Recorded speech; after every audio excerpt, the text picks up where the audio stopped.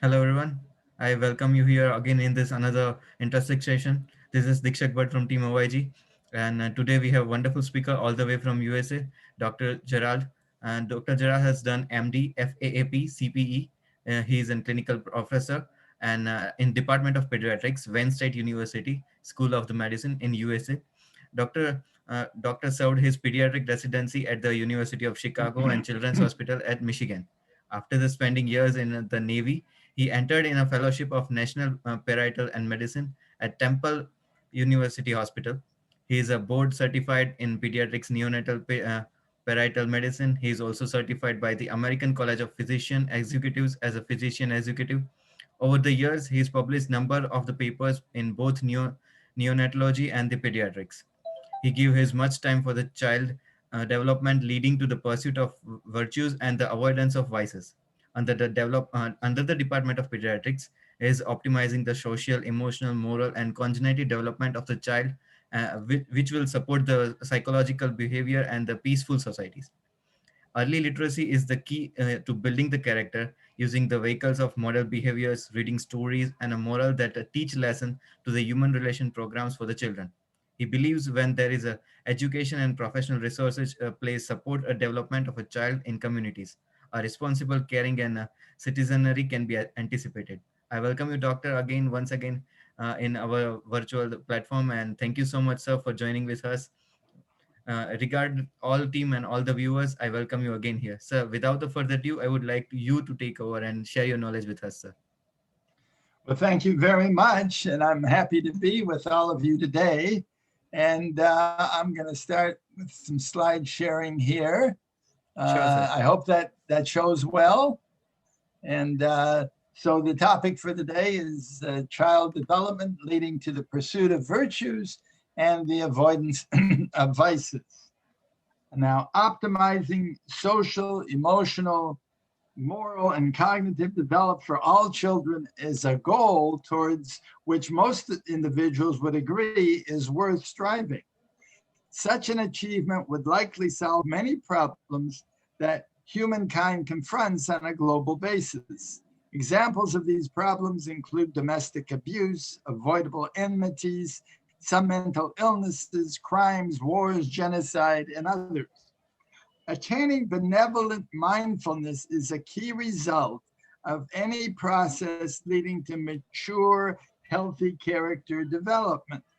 At the same time, avoidance of insults that lead to selfish, malevolent behaviors is critical if human potential is to be optimized. This paper is meant to provide a roadmap to the process of fostering child development so that virtuous helping behaviors are the rule and vices actively avoided.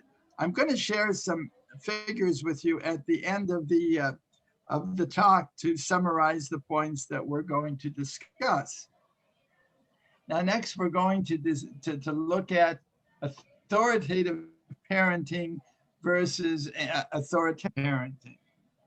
Now, experts generally agree that authoritative parenting is critical to the healthy mental development of children. Sir, sorry to interrupt you, but sir, your screen is not yet visible to us.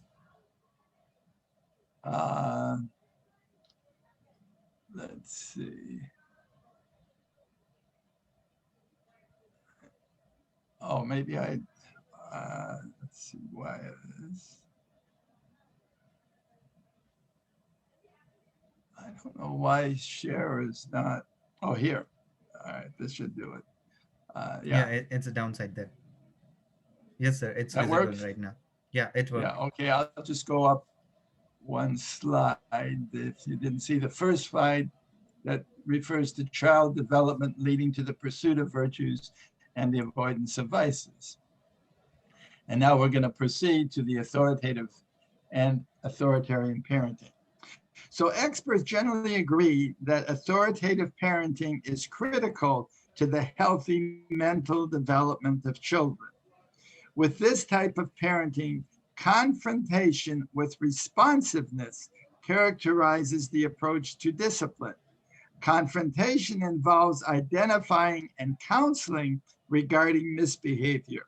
At the same time, recognition and management of stress associated with misbehavior and certain life events is regularly attended to in order to prevent long-lasting adverse mental sequelae. Shaming, coercion, intimidation, and corporal punishment are not utilized as they are in authoritarian parenting. This is to avoid the toxic stress that is a product of preventable adverse childhood experiences. With authoritative parenting, the communication set up between parent and child leads to healthy interpersonal attunement that serves developmental progress. Unfortunately, authoritarian parenting often is passed from generation to generation.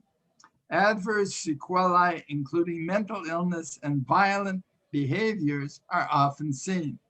For this reason, an active effort to break the cycle of authoritarian parenting and teach authoritative parenting is vital. The effort may start while couples are attending prenatal education classes. In societies where authoritative parenting is not the rule, a child development team may be organized to promote desirable parenting practices. Lastly, permissive and uninvolved parenting also need to be avoided due to the lack of direction for desired behaviors associated with these parenting types. Now, interpersonal attunement is an important topic to discuss. With authoritative parenting, reciprocal communication between parent and child is established. In the newborn, this begins with en face or eye-to-eye contact, especially during feedings. Later, it may involve reciprocal smiling, singing, talking lovingly to the infant, and play activities before elementary communication with language is possible. The interpersonal attunement that develops describes how caretaker and child are responsive to one another's emotional needs, thoughts, and moods. When well developed, this interpersonal neurobiology involves a resonance where the thoughts, needs, and feelings of the other are regularly appreciated. Appropriate responses are often the result of such attunement and lead to the strengthening of the bond between caretaker and child.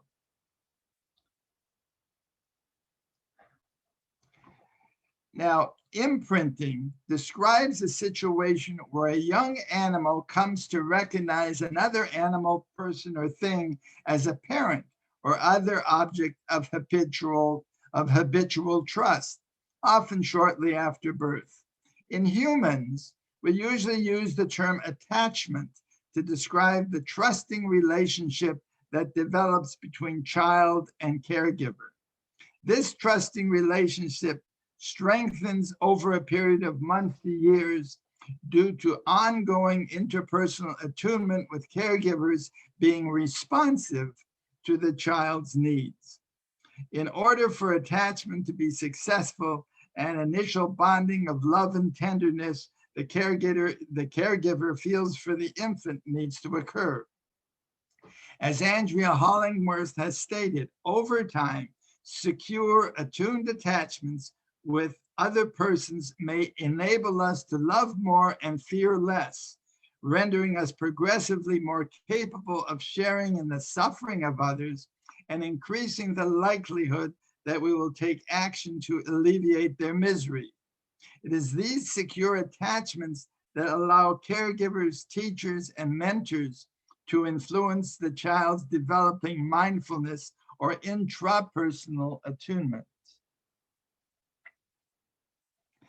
Now, intrapersonal attunement or mindfulness involves noticing and respecting oneself.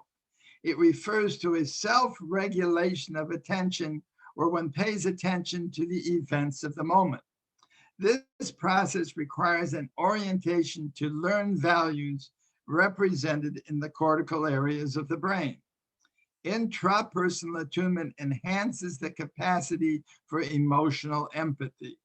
If certain values related to a particular circumstance are internalized, it is clearly necessary to provide a moral learning process that will enhance emotional empathy and serve as the impetus for helping behaviors. Developing a moral compass should insulate persons from blindly following a group who are caught up in inadvisable behaviors. Thus, moral learning should provide protection from de-individuation, so characteristic of authoritarian societies. And de-individuation refers to blindly following the actions of a group.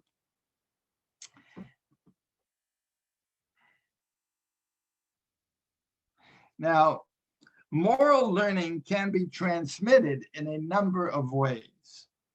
Basically, the exercises involve either classical or operant conditioning.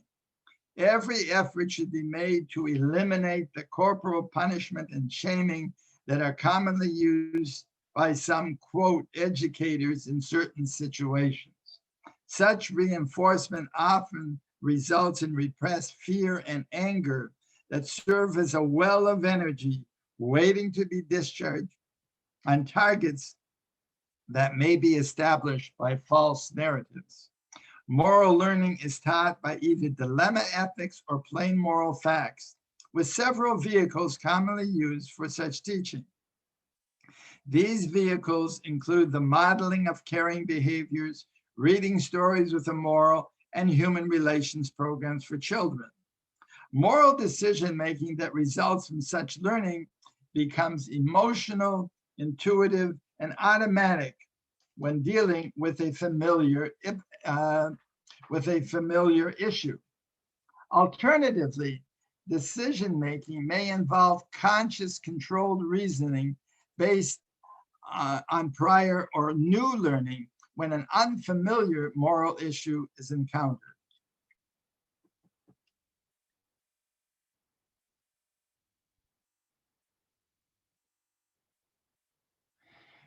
Now, discussing modeling of caring behaviors, Samuel and Pearl Oliner's study, published as The Altruistic Personality, found that parents who modeled caring behaviors inside and outside the family were more likely to have children who would take significant risks to help others. Special suggestions and techniques for modeling desirable behaviors are available through a number of sources. At healthychildren.org, suggestions include pointing out sharing among adults, showing ways to calm down, teaching children to express their feelings, and paying attention to good behavior. At klaschools.com, suggestions for modeling involve doing good deeds, being patient in lines, respecting others and their property, and being a good loser. Other sites also contribute constructive ideas.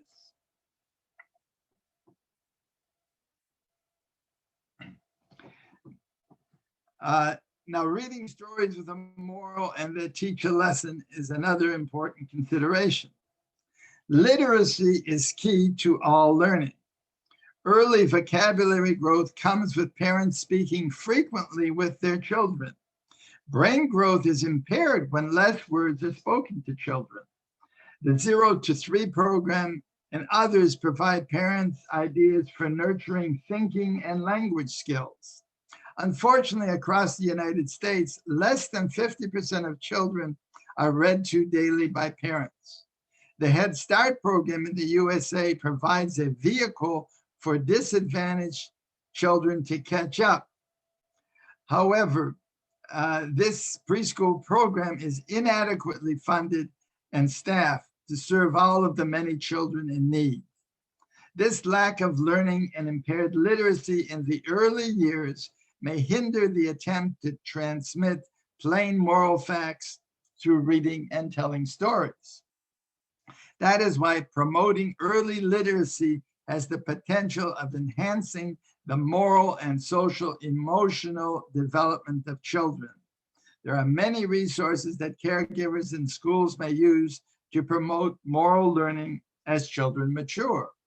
For the reasons to be appreciated and internalized, it is obvious that comprehension is mandatory.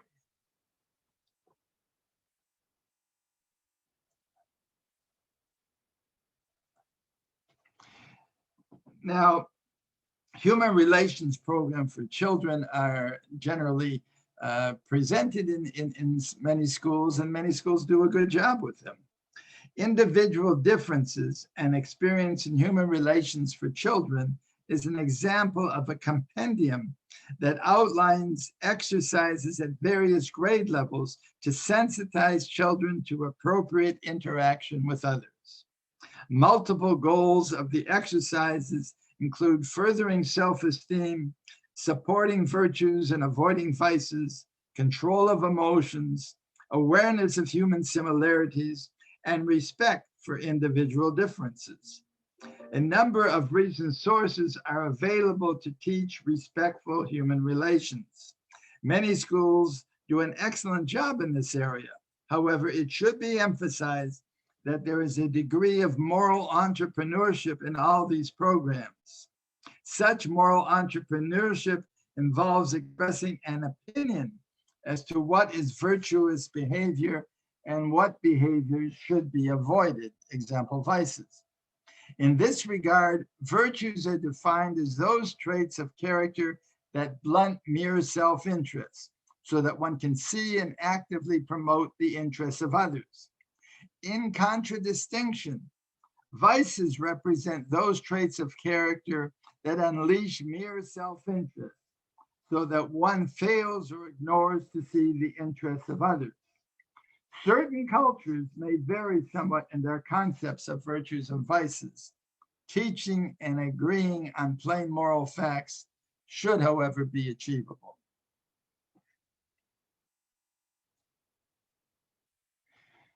Now, false narratives have classically been a vehicle by which societies have attempted to direct members to accomplish their own selfish purposes. Such false narratives may distort history, promote false beliefs, and propagate negative feelings towards ethnic and racial groups for political purposes. It is anticipated that healthy psychosocial development that includes authoritative parenting and moral learning will shield persons from internalizing these false narratives and contribute to resilience in stressful times. Higher levels of literacy developed through the educational process should further facilitate the process of, quote, reading between the lines. There are communication skills that include attentive listening, assertive statements, and clear opinions that are essential to the success of nonviolent conflict resolution. Human relations programs for children should provide the basis for the objective thinking required to reduce enmities that have developed.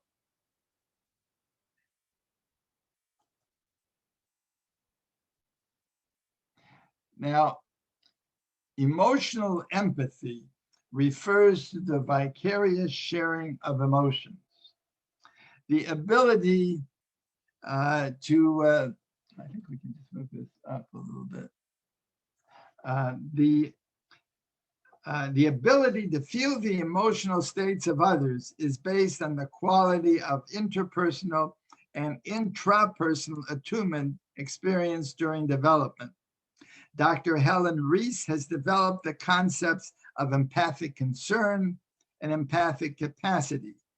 It is secure, attuned attachment, modeled behaviors, reading stories with a moral, and human relations programs for children that contribute to enhanced emotional empathy. Unfortunately, interpersonal relationships marked by conflict insecurity, and distrust can cause us to feel threatened, emotionally deregulated, and closed off to empathetic connection with others. There are many examples where recurrent maltreatment in childhood that results in fear and anger produces a stifling of emotional empathy. The presence of cognitive empathy, the ability to mentalize without emotional empathy, is characteristic of psychopathy, where ruthless persons use others as objects to satisfy their own selfish needs.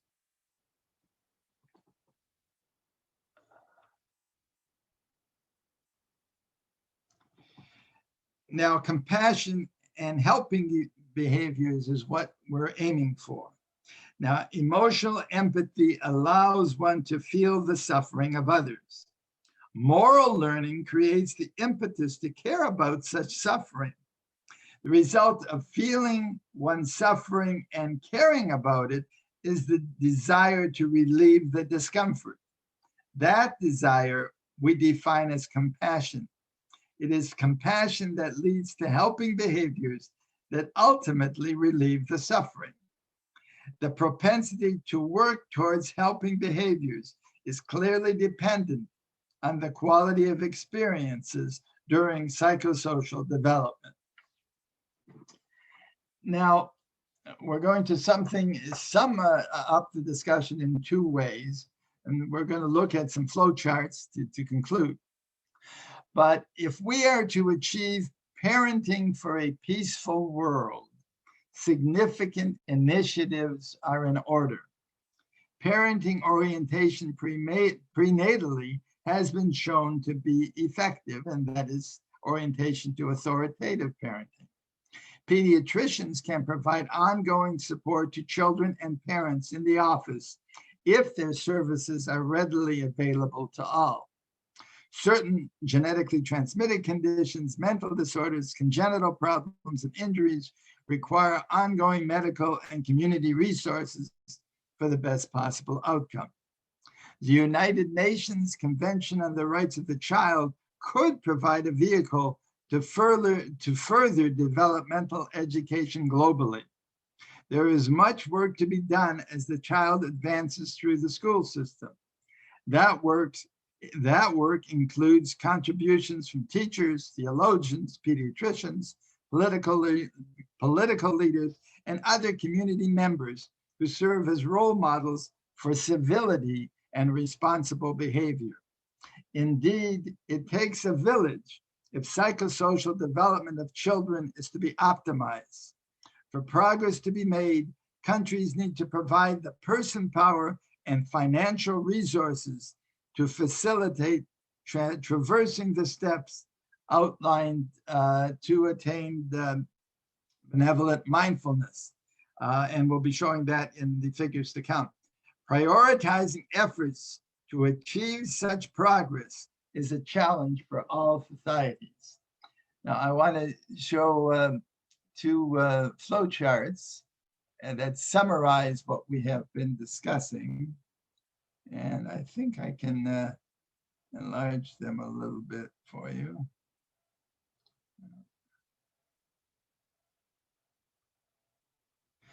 Okay, so here we're talking about benevolent mindfulness, out with authoritative parenting. And at the same time, with authoritative parenting, we have interpersonal attunement. With interpersonal attunement, the sharing of thoughts and feelings between parent and child and caregiver and child, there becomes a secure, attuned attachment, which is basically a trusting relationship between the caregiver and the child. And this sharing of emotions leads to the eventual development of emotional empathy.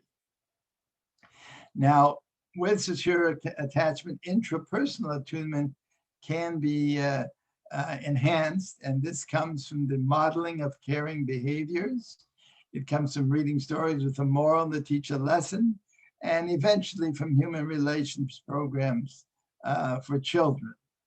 That and the relationship with the parent also add to the development of emotional empathy and the capacity for emotional empathy.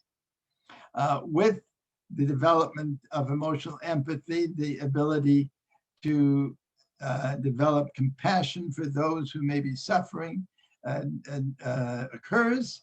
And with compassion, there is the incentive to provide helping behaviors in particular situations. I just wanted to add that human relations programs for children and a high level of literacy will help to develop resistance to false narratives. And again, the human relations programs for children will provide mechanisms for nonviolent conflict resolution. So that is an outline of the steps to achieve benevolent mindfulness. Now, where we don't want to go, but we need to understand the sequence of events, is the occurrence of malevolent mindfulness. And what happens here is often we start with authoritarian parenting that results in repressed fear and anger. And that repressed fear and anger in the authoritarian parenting results in toxic stress, which refers to repeated adverse childhood experiences. With permissive or uninvolved parenting in the presence of an authoritarian culture, this toxic stress because of the authoritarian culture may also occur. In this situation, the child is just trying to exist from day to day and cope with the surrounding environment, and this results in a stifling of emotional empathy. With that stifling of emotional empathy and the ability to feel the distress of others, repeated false narratives are often provided. And those false narratives, when they target particular ethnic groups or particular countries, may result in hatred.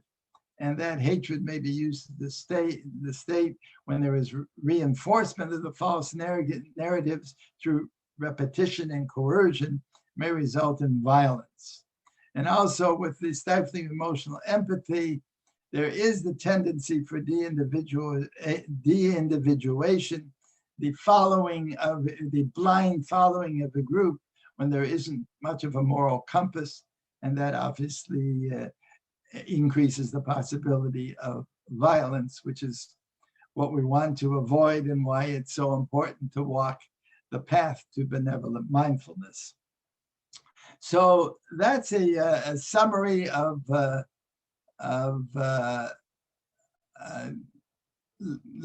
trying to promote virtuous behavior and avoiding the vices. And I'd like to open up the discussion for a Q&A period. Sure, sir. Sir, it was a wonderful presentation you gave us. And actually, even myself enjoyed the presentation very much. So, the flow chart you gave, it's a wonderful, and it's gave the all the summary you have just given the information about.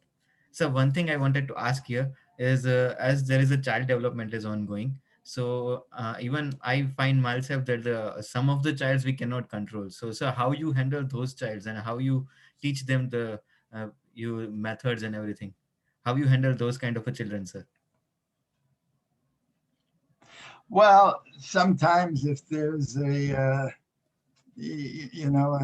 outburst that obviously when they're angry, crying, upset, it's very difficult to communicate with them. If they're really misbehaving, sometimes you need to provide a timeout, allow a cool down period.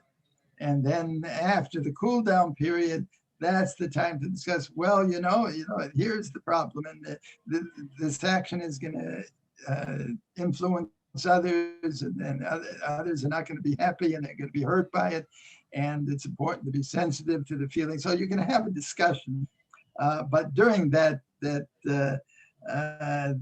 time when they're out of control, it's very difficult to communicate.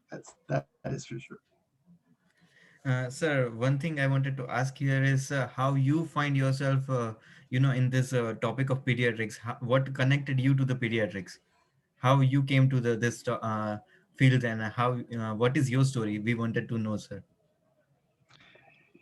Yeah, well, I think the idea of helping children very early on and providing a path for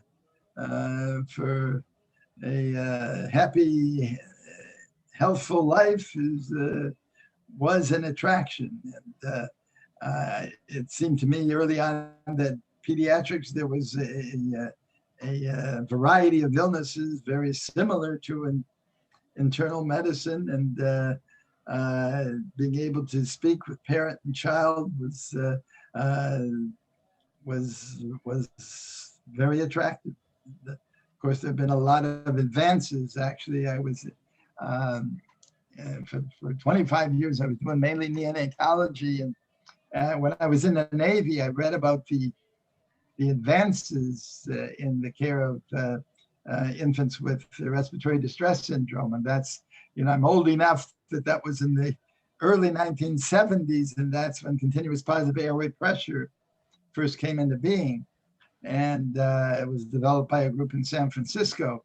And subsequently, that was not enough. We needed to learn how to ventilate babies. And then that was an interesting, and there was a learning curve there. But I think that neonatology has got quite a success record in providing infants with very often very good neurologic outcome that proceed to very productive lives.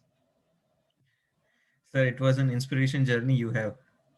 Sir, one thing here I wanted to ask is that how you yourself going on this, as you have researched so many papers, and I have read in your bio that you have researched so many papers and everything. So I find myself studying hard. So how you keep yourself studying and studying all the way till this age, sir? How you find yourself keeping going?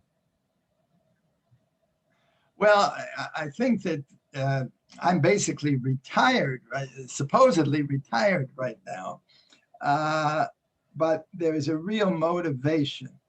Uh, I There are a couple authors, and actually one of the things I'm going to do is I'll provide the paper that I presented with the references, and you can distribute that to your audience Sure, uh, sir, and definitely. look at those. But it doesn't take much. All you have to do is turn on the evening news, and not all is well in this world. And there are authors, and then the answer to that is not new. The way to proceed and to solve some of these conflicts is very clear. But we have the countries in the world have never applied the resources and accepted the importance of the psychosocial development of children. And it's still a major problem. The United Nations accepted the Convention on the Rights of the Child. Almost every country has ratified that convention, which was 1989, 1990. But very few countries have made efforts to abide by the tenets of the convention that they agreed to. And frankly, some of the countries who are the worst offenders in violating the rights of children, such as producing child soldiers, is an extreme example, very common in some African countries. It's very unfortunate. That has to be countered, and the only way to do that is to develop the attention of the public. The academicians have known what the problem was. One of my favorite persons was Lloyd DeMoss, who wrote a paper. He wrote the history of childhood, showing how children in ancient times were abused and poorly cared for, and it was very authoritarian. And how with time that methods of raising children in a more civil fashion were developed, but those higher levels of treating children is still only a fraction of all the children in the world. And so there's still authoritarianism and abusiveness, psychological, physical, sexual, that goes on all over the world. And so the problem, the idea that those problems exist and are not being addressed, gives us a little impetus to try and do something positive, reverse those trends. So that's really, I'm wordless right now that how to communicate my feelings towards that. So one question is that can you share your any one experience with the patients or everything that can inspire all the community? Uh, well, I can think of, of a number of things. I remember, well, there's a few instances when I was in the Navy. Uh, I remember that this goes back to 1971. This isn't actually a psychosocial thing, but we had a baby with meconium aspiration syndrome, and we were a very small hospital in southern Georgia, and we actually called for what they called an aerovac. And this huge airplane from the military came by, and we put the baby on there, and we had an IV going, and of course, it was the first time I was ever on a plane with an IV going, and of course, the change in things, you really have to adjust that IV because of the change in cabin pressure and whatever. And we got to Washington, D.C., and this ambulance came to receive us. It wasn't in those times, not even particularly an ambulance designed for infants, but we were going through rush hour in Washington, D.C. And I don't, it's probably like many large cities in India. I mean, why we were going lights and siren is anyone's guess, and how we survived that trip, I don't know. But we made it to the Navy hospital, and there was a team at that time that were on the cutting edge of neonatology, and they placed an umbilical artery catheter, and they were following blood gases, and all that was new at the time. And then the baby did well, and actually we had in the Navy base paper, there was a paragraph of thank you to the parents that here these people from this little small base in southern Georgia made the effort to take this patient to Washington, D.C. and try and get the best possible care for the infant. So I mean, I remember that one. That doesn't necessarily relate to psychosocial development, but obviously the parents were very thankful for what we did there. Yes, sir. Actually, it was a wonderful experience, and you did a great job. I can feel that. It's a last question from my side. Do you want to anything? Do you have anything tips or suggestions for the us aspiring doctors, sir? Well, I know one thing. When I was a medical student, I wrote a paper on staphylococcal pneumonia in infants, and most of the references came from India. So the clinical medicine practice in India is at a very high level. And I think where the challenge is today, and not all, organic problems are resolved. I mean, there's cancers that we're still working on trying to find a solution. And as you know, we're in the middle of COVID, and we sort of have an answer there, but how that vaccine is going to get delivered to everybody before the mutants come out and get resistant to the vaccine. I mean, there's challenges there. But in the psychosocial area, in the literacy area, I mean, I think it was estimated that 40% of the people in the world are basically illiterate. I mean, there's a challenge there. In the United States, we have a program called Reach Out and Read, But after the first year, the practice needs to provide the money for the books, and books are given at various age levels to each of the children that come in for exam. And of course, the parents have to be able to read some of these books to the children. So there's a real need for teams to enhance literacy, enhance parenting, and and uh, and I think that it's, physicians in the past have dealt so much with the organic problems, the pneumonias, the otitis media, etc., that it's really time not to not deal with those problems. Those problems are going to be continue to be with us, but we have to try and put some effort and resources into the psychosocial development area, and that's what really should be done. And somehow, the American Academy of Pediatrics has a sort of a political wing that communicates with congressmen and senators in the White House, and they do get some positive results to get resources for children.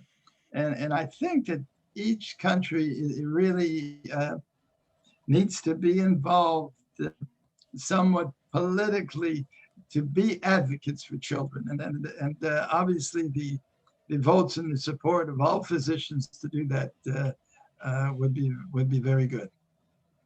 Sure, sir. Definitely, we will try in future that we will follow your suggestions and everything, and we'll look for the betterment of society as you are doing right now. And I wish in future that we could done the work as much as you do, sir. So thank you so much, sir, for joining with us. And one thing I wanted to say that you just said that you are old, sir. But even I feel that you are not yet old. You need to connect with us more in the future, sir. So I'll you be are still happy young. to And anytime. I enjoyed the session. so Thank same you here, very much same for side. asking me to be here. So we are glad that you connected with us and gave your valuable time to us, sir. And we hope Yeah. in future that we get see you in person and we can have a live session with you. It's just right now the condition is so that we could not, but we glad that you connected with us in the virtual platform, sir. Yeah, I get my second vaccine on the 17th of February. I'm in Oh, the greater than 65 group. Moderna I'm getting. So, but I am hopeful that there's going to be many more vaccines very soon that'll be out there, and that we can get yes, the sir. whole world vaccinated. That's what has to happen. We even also feel that in future times it all get normal again, and there are also Indian vaccines are available right now here, and we have two Indian vaccines, so we are just following up with that. Yeah, yeah. Well, good luck. Good luck. Same. Thank you, sir. Thank you so much Thank, for joining with thank you, us, sir. thank you again. Bye now. Bye bye, sir.